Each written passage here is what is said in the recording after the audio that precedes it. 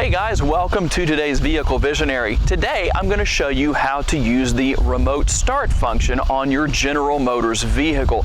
And while I'm going to be demonstrating with this 2017 C7 Corvette Stingray behind me, it will work on any modern day GM vehicle, car, truck, SUV, anything that is equipped with the remote start function. And it's as simple as, first of all, hitting the lock button.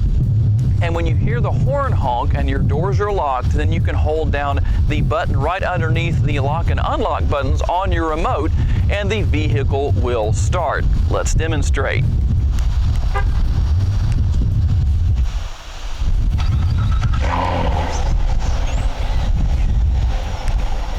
And it's as simple as that. Now, if you're having trouble, you might want to check and make sure that your doors are all completely closed, nothing's ajar or anything like that, and the vehicle does have to be locked. Now, after you attempt to do this twice, if it doesn't work, you're going to have to actually put the key into the ignition to reset the system, and then you can take it back out and use the remote start at that point. Just a little word of advice, because I know some people have a little trouble with this. Sometimes you try it out and it doesn't work. And one thing to consider, be patient. When you hit the lock button and it locks twice, hold that start stop button, or I should say remote start button down. It's not going to start immediately. Give it a couple of seconds, a second, second and a half, and it will start right up.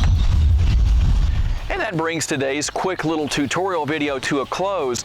If you enjoyed this video, please be sure to click subscribe and hit that bell notification icon so you know when I post more videos like this one and many others.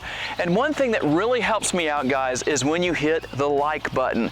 That tells YouTube that people are enjoying this video and they should put it in front of more people to enjoy just like you did. I really appreciate all of you for taking the time to watch, and I will see you next time on Vehicle Visionary.